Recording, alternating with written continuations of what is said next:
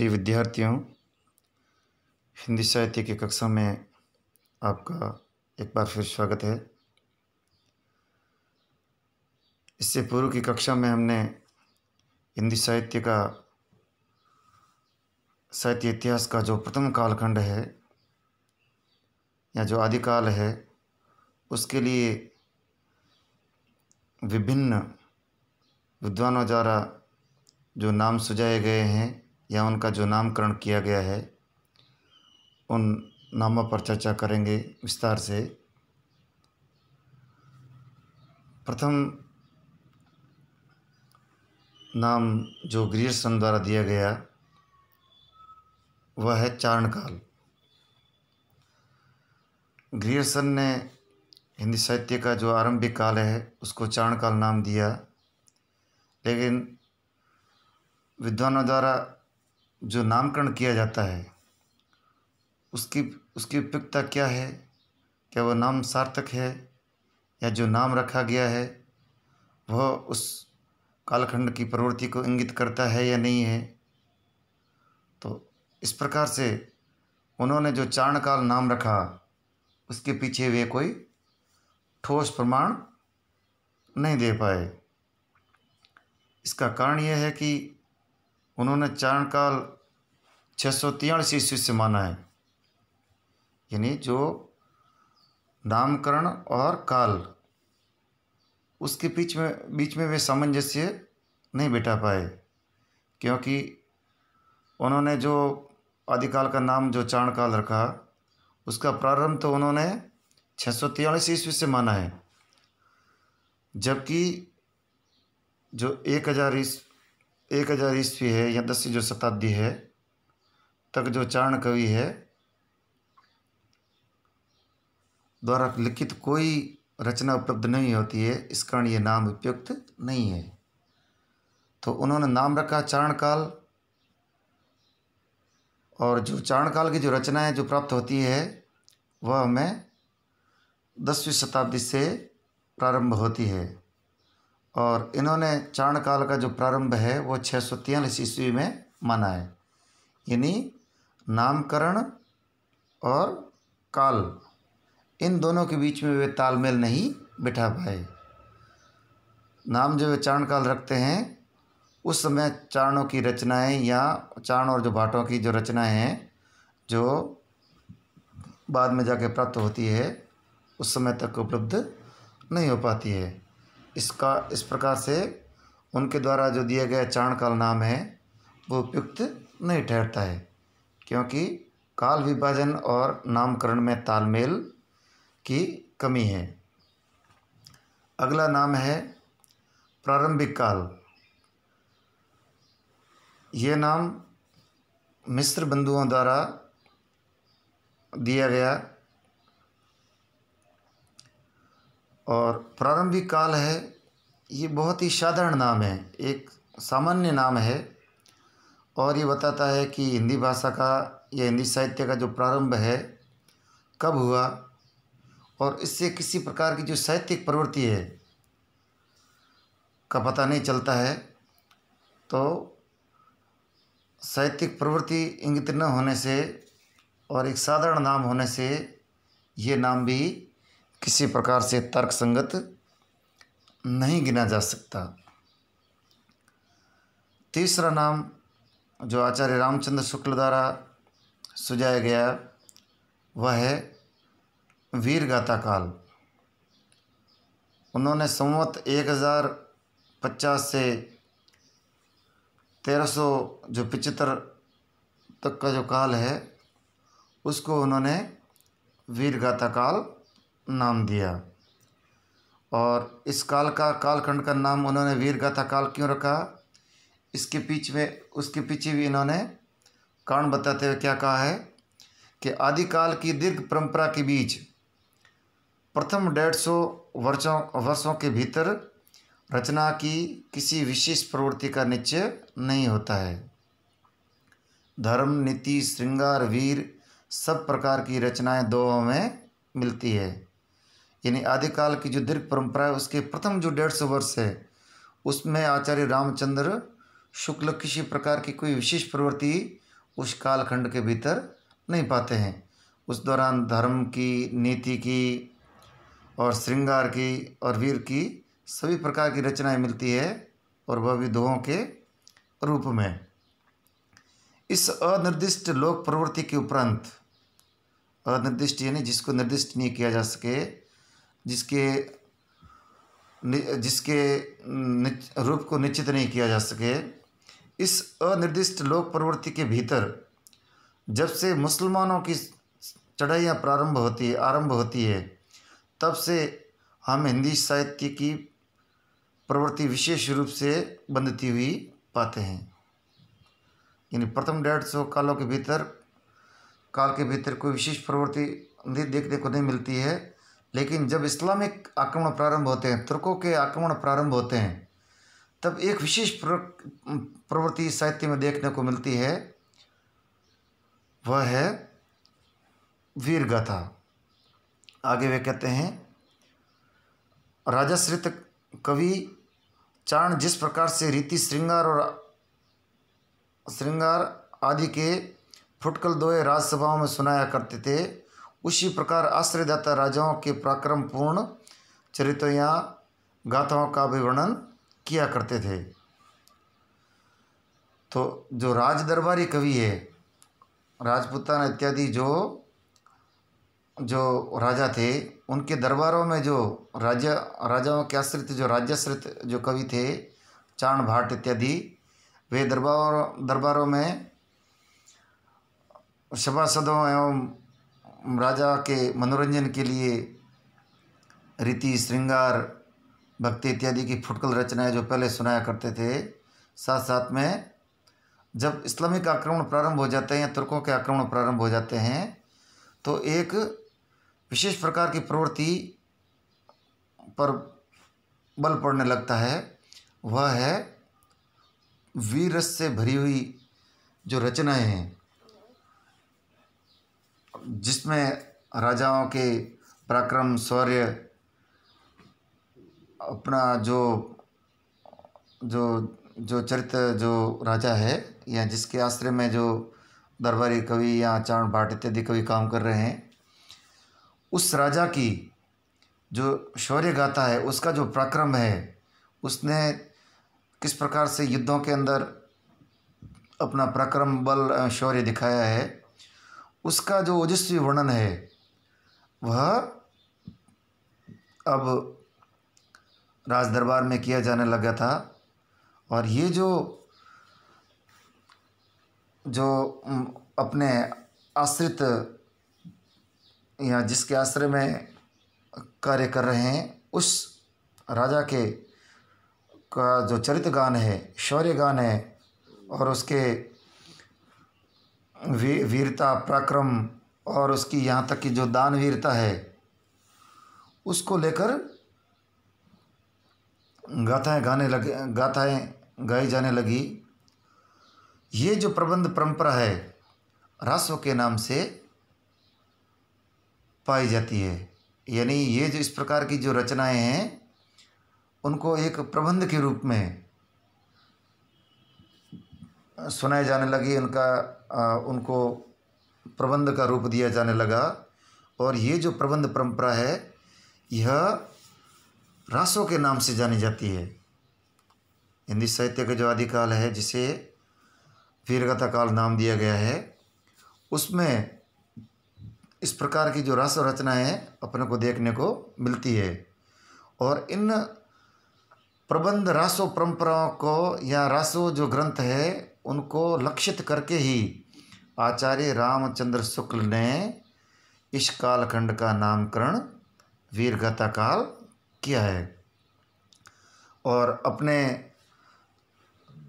इस नामकरण के पीछे जो उसको तर्क संगत या उसके पीछे कारण को रखने के लिए उन्होंने जो ग्रंथ गिनाए हैं, यहाँ पर जिन 12 ग्रंथों के आधार पर उन्होंने इस कालखंड का नाम वीरगाथा काल रखा है, वे रचनाएं हैं विजयपाल रासो, हम्मीर रासो, कीर्तिलता, कीर्ति पताका, खुमान रासो, विशलदेव रासो, पृथ्वीराज रासो, जयचंद प्रकाश, जय मयंक जस चंद्रिका, प्रमाल रासो, खुसरो की पहेलियाँ और विद्यापति की पदावली। इन इन रचनाओं के आधार पर आचार्य रामचंद्र शुक्ल ने इस कालखंड का नाम दिया वीरगाथा काल। आचार्य रामचंद्र शुक्ल द्वारा ये जो नाम दिया गया इस कालखंड को वीरगाथा काल, ये विद्वानों में बड़ा ही विवादित रहा और आगे चलकर विद्वानों में इसका विरोध हुआ। उसमें जिन 12 रचनाओं के आधार पर शुक्ल जी ने इसका नामकरण किया है, आचार्य हजारी प्रसाद द्विवेदी ने उन रचनाओं को अप्रमाणिक सिद्ध करते हुए कहा कि वीरगाथा काल जो नामकरण दिया गया है वह निरर्थक है।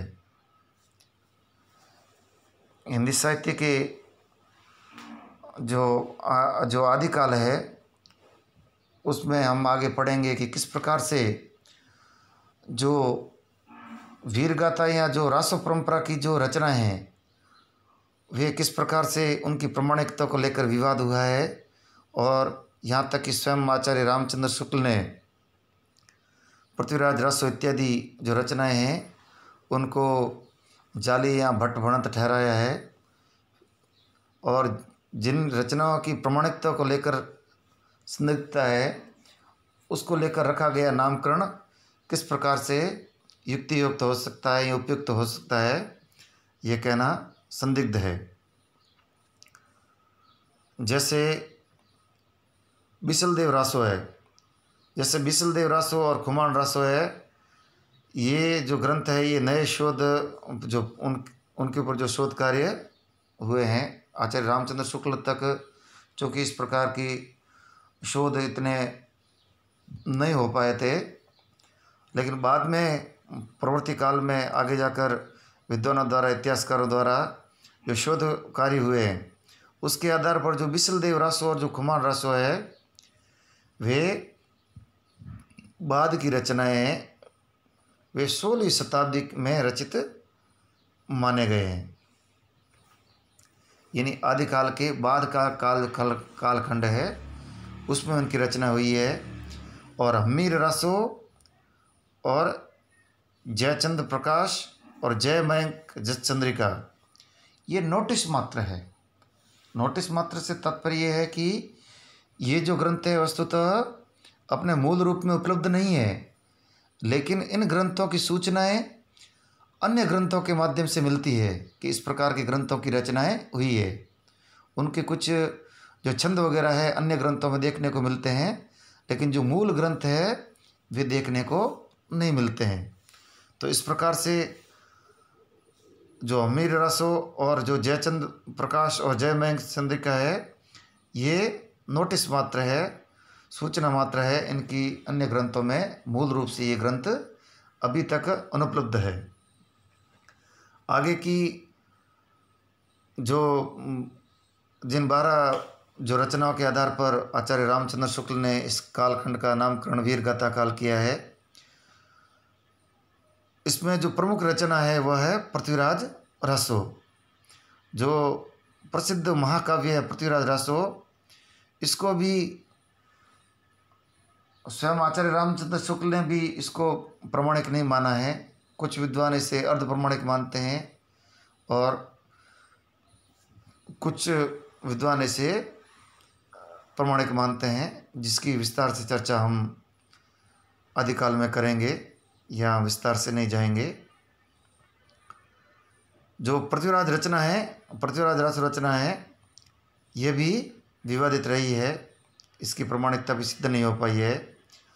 और जो परमाल रासो और जो आलाखंड, जिसे परमाल रासो को आलाखंड भी कहा जाता है, ये रचना भी मूल रूप में नहीं मिलती है। ये रचना भी एक गेय काव्य है। जो आलाखंड या जो एक विशेष क्षेत्र है उसके अंदर ये है, लोगों द्वारा परंपरा के रूप में गाया जाता था। ये और जो मौखिक परंपरा द्वारा जो चीज़ें आगे बढ़ती है, हम सब जानते हैं कि उसमें कुछ चीज़ें उसमें जुड़ती जाती है समय के साथ में और कुछ चीज़ें परिवर्तित भी हो जाती है। तो इसका मूल जो लिखित रूप है या लिखित रूप से इसका ग्रंथ नहीं मिला, बाद में इसका संकलन किया गया जो गेय परंपरा से। तो ये जो परमाल राशो या जिसे आलाखंड के नाम से भी जाना जाता है, इसकी मूल रचना का पता नहीं है, मूल रूप से ये नहीं मिलता है। तो ये कितना इसका रूप वर्तमान में जो मिलता है, कितना रूप प्रमाणिक है, कितना अप्रमाणिक है, इसके बारे में कुछ भी प्रमाणिक रूप से या सही ढंग से नहीं कहा जा सकता। और जो खुसरो की जो पहेलियाँ और जो विद्यापति की पदावली है, ये रचनाएं मिलती तो है, लेकिन ये रचनाएं वीर गाथात्मक नहीं है। यानी इसमें राजाओं का जो चरित्र गान है या राजाओं की जो प्रशस्ति जिसे कहा जाता है, राजाओं की जो प्रशस्ति है, उसका गायन इन ग्रंथों में नहीं किया गया है। जो खुसरो की जो पहेलियाँ हैं, ये तो पहेलियाँ मात्र है, और विद्यापति की जो पदावली है, ये भी श्रृंगार और भक्तिपरक रचना कही जाती है। इस प्रकार से ये रचनाएं वीर कथात्मक नहीं है। इसके अतिरिक्त इस काल में केवल वीर काव्य ही नहीं लिखे गए, अपितु धार्मिक, श्रृंगारिक और गौरवात्मक रचनाएं भी हुई है। ये वीर गाथा काल नाम उपयुक्त क्यों नहीं है, इसका प्रथम कारण तो ये हो गया कि जिन 12 रचनाओं के आधार पर आचार्य रामचंद्र शुक्ल ने इसका नामकरण किया, इन 12 रचनाओं में से जो ज़्यादातर रचनाएं हैं वे प्रमाणिक रचनाएं नहीं हैं, और साथ ही अन्य रचनाएं जो इन 12 रचनाओं में गिनाई गई हैं, इनमें से कुछ रचनाएं वीर गाथा या प्रशस्तिपरक काव्य की नहीं है। कुछ पहेलियाँ हैं, कुछ गेय काव्य के रूप में हैं, श्रृंगारपरक है।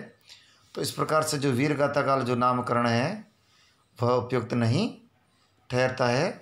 और साथ ही इसमें केवल वीर गाथात्मक या रासो जो काव्य है वह इस कालखंड में ही नहीं मिलता। अन्य जो प्रवृत्तियां हैं जैसे श्रृंगार है, भक्ति है, लौकिक साहित्य है, वह भी इस कालखंड में अपने को देखने को मिलता है। तो इस प्रकार आचार्य रामचंद्र शुक्ल द्वारा जो वीर गाथा काल नाम से हो जाया गया या नामकरण जो किया गया, वो विद्वानों में पर्याप्त रूप से विवादित रहा है, और इसको लेकर बहुत ही वाद विवाद हुए। और इस नामकरण को अपन को विशेष ध्यान रखना है, क्योंकि आचार्य रामचंद्र शुक्ल हिंदी साहित्य का जो इतिहास है उसके आधार स्तंभ है। और इस प्रकार परीक्षा की दृष्टि से और साहित्य इतिहास की दृष्टि से ये नामकरण महत्वपूर्ण है। इसके पक्ष और विपक्ष को हमें ध्यान रखना है कि आचार्य रामचंद्र शुक्ल ने इसका नामकरण किया तो उसके पीछे क्या कारण गिनाए, और ये नामकरण उपयुक्त नहीं है तो उसके पीछे क्या कारण हो सकते हैं। अन्य जो नाम है उन पर अपन संक्षेप में चर्चा कर लेते हैं। राहुल संप्रदाय द्वारा इसका जो नामकरण दिया गया है वह है सिद्ध और सामंत काल। यानी दो इसमें अपन को एक तरह से विभाजन दिखाई देता है, एक तो सिद्ध, दूसरा सामंत काल। और इसके पीछे राहुल संप्रदाय कारण गिनाते हैं कि इस कालखंड के समाज जीवन पर सिद्धों का और राजनीति पर सामंतों का एकाधिकार था।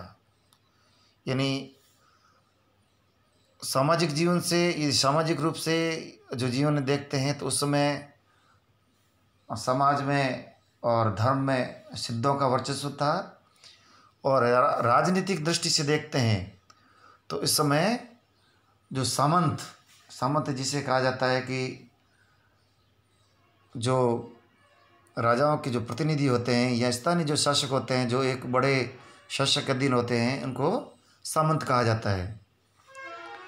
जैसे जोधपुर का दरबार है, या प्राचीन समय अपन जोधपुर के जो राजा थे उसके अधीन जसोवल, खेड़, बाड़मेर इत्यादि के जो सिवाना इत्यादि के जो जो स्थानीय जो शासक थे, जिन्हें सामंत कहा जाता है, उनकी वे देख रेख में राज करते थे, उनको कहा जाता है सामंत।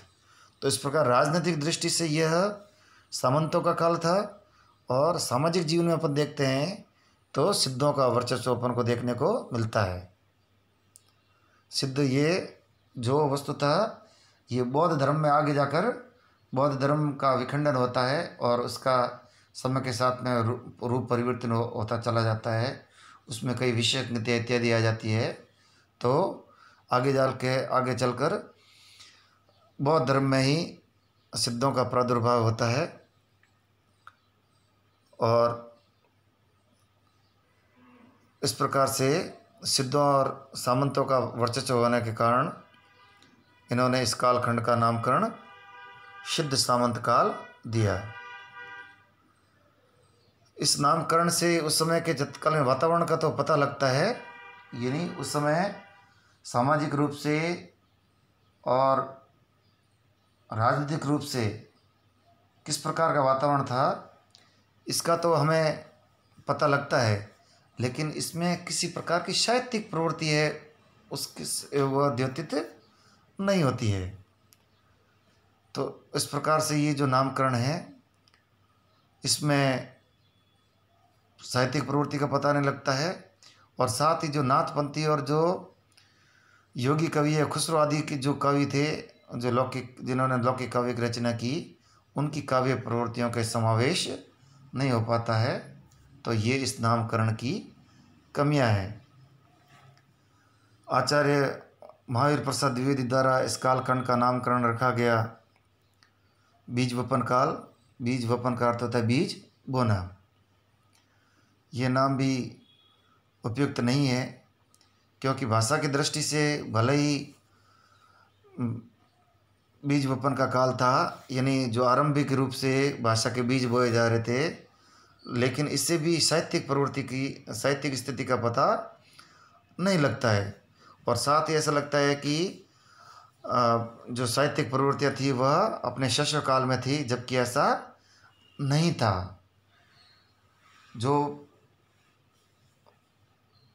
एक परंपरा के रूप में संस्कृत साहित्य से अपभ्रंश साहित्य की तक की जो यात्रा है, उससे जो साहित्यिक प्रवृत्तियाँ जो परंपरा के द्वारा आगे से आगे बढ़ रही थी, वे हिंदी साहित्य में भी प्राप्त होती है।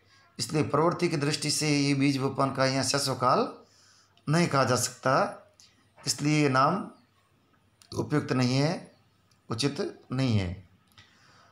आचार्य हजारी प्रसाद द्विवेदी द्वारा, क्षमा कीजिएगा, आचार्य विश्वनाथ प्रसाद द्विवेदी द्वारा इसका जो नामकरण रखा गया है वह है वीर काल। यह आचार्य रामचंद्र शुक्ल द्वारा सुझाए गए नाम का एक रूपांतरण मात्र है और किसी प्रकार से नवीन तथ्य को प्रस्तुत नहीं करता है। इसलिए यह नामकरण भी उपयुक्त नहीं कहा जा सकता। डॉक्टर राम कुमार वर्मा द्वारा इसका जो नाम सुझाया गया है वह है संधि काल एवं चारण काल। संधि काल भाषा के दृष्टिकोण का या भाषा की दृष्टि से इसका नाम रखा गया, और जो चारण काल नाम रखा गया वह समय जो वर्ग विशेष या उस समय का जो काल है, सामाजिक राजनीतिक काल है, उसको दृष्टिकृत करता है। कहने का आशय है कि जो संधि काल है वह भाषा की दृष्टि से, और जो चारण काल है वह उस समय के सामाजिक राजनीतिक और साहित्य की दृष्टि से ये नाम रखा गया। इस नामकरण में ये त्रुटि है कि इसमें एक तरह से विभाजन दिखाई देता है और एक विशेष जो जाति है उसके आधार पर ये नामकरण रखा गया। तो ये इस नामकरण भी उचित नहीं माना जा सकता। और अंत में जो इसका जो सर्वमान्य नाम है वह है आदिकाल। जैसे कि प्रारंभ में मैं आपको बता चुका था कि प्रवृत्ति की दृष्टि से आचार्य रामचंद्र शुक्ल ने इस कालखंड का नाम वीरगाथा काल रखा है, लेकिन साथ ही इन्होंने संकेत रूप में कालक्रम की दृष्टि से इस कालखंड का नाम आदिकाल ही इन्होंने दिया है। कहने का आशय है कि आचार्य रामचंद्र शुक्ल ने कालक्रम की दृष्टि से इस साहित्य कालखंड को आदिकाल कहा और साहित्यिक प्रवृत्ति के आधार पर इस कालखंड का नाम उन्होंने वीरगाथा काल किया। यानी आदिकाल जो नामकरण है वह संकेत रूप में आचार्य रामचंद्र शुक्ल के इतिहास में अपन को देखने को मिल जाता है। आचार्य हजारी प्रसाद द्विवेदी ने इस साहित्य को अधिकांशतः संदिग्ध और अप्रमाणिक माना है और साथ ही इसकी दो विशेषताओं को इन्होंने विशेष रूप से रेखांकित किया है। वह नवीन ताजगी और अपूर्व तेजस्विता, यानी इस साहित्य के कालखंड में एक प्रकार की नवीन रचना देखने को मिलती है और एक प्रकार का तेज देखने को मिलता है। इन विशेषताओं के आधार पर उन्होंने इसका नामकरण रखा आदिकाल और इसके पीछे उन्होंने कारण जो दिखाया है वह है कि आदिकाल शब्द एक प्रकार की भ्रामक धारणा की सृष्टि करता है और श्रोता के चित्त में ये भाव पैदा करता है कि ये काल आदिम मनोभावनपान और परंपरा भी निर्मित काव्य रूढ़ियों से अछूते साहित्य का काल है, ये ठीक नहीं है। यानी कहने का आशय है कि आचार्य हजारी प्रसाद द्विवेदी स्वयं इस नाम की प्रस्तावना तो रखते हैं, इसका कालखंड को आदिकाल नाम ही कहते हैं। साथ ही वे ये भी हमें चावचित करते हैं, हमें सावधान करते हैं कि आदिकाल जो नाम है उस वह किसी प्रकार से आदिम मनोभावों को केवल आदि जो मनोभाव है उनको ही अभिव्यक्त नहीं करे, बल्कि साहित्यिक दृष्टि से यह जो है वह अन्य प्रकार से उसको दर्शाए। ये काल बहुत ही परंपरा प्रेमी, रूढ़िग्रस्त और सचेत कवियों का काल है। तो इस प्रकार से हमने सब जो इसके ऊपर जो नामकरण रखे गए उस पर चर्चा की, उसके पक्ष विपक्ष के बारे में अपने अध्ययन किया। तो इस प्रकार से आदिकाल प्रारंभ का न होकर परंपरा के विकास का सूचक है। यानी जो आदिकाल जो नामकरण है वह किसी प्रारंभ का सूचक नहीं है। कारण ये है कि जो हिंदी साहित्य में जो अपन को जो प्रवृत्तियाँ आदिकाल में देखने को मिलती है वह वस्तुतः संस्कृत जो साहित्य, जहाँ से साहित्य या भाषा का उद्भव होता है, वहाँ से पाली, प्राकृत और अपभ्रंश, ये जो साहित्य की जो परंपराएँ हैं जो आगे से आगे एक परंपरा के रूप में आगे बढ़ती रही है, ये परंपराएँ आदिकाल में भी आ जाती है। तो यह प्रारंभ का सूचक न होकर क्या है, एक परंपरा का प्रवाह कह सकते हैं, या परंपरा का विकास का ही सूचक इसे अपन मान सकते हैं। और आदिकाल के नाम से हिंदी काव्य रूपों और भाषा के अंकुरित होने का भाव भी आ जाता है। हालांकि जो ये नाम है आदिकाल नाम है, स्वयं आचार्य हजारी प्रसाद द्विवेदी ने कहा है कि इसमें किसी प्रकार के आदिम मनोभावों को प्रकट करने वाले के रूप में इसको नहीं माना जाए, नहीं तो ये नामकरण भ्रामक हो जाएगा। तो ये नामकरण उपयुक्त नहीं होते हुए भी विद्वानों द्वारा स्वीकार कर लिया गया है। और वर्तमान में जो ये जो कालखंड है जिसमें हमने चर्चा की विस्तार से, इसके लिए कोई नाम जो विद्वानों के में सर्वमान्य रूप से स्वीकार कर लिया गया है वह है आदिकाल।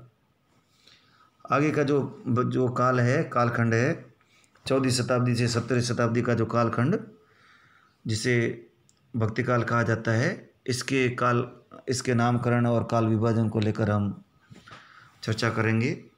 धन्यवाद।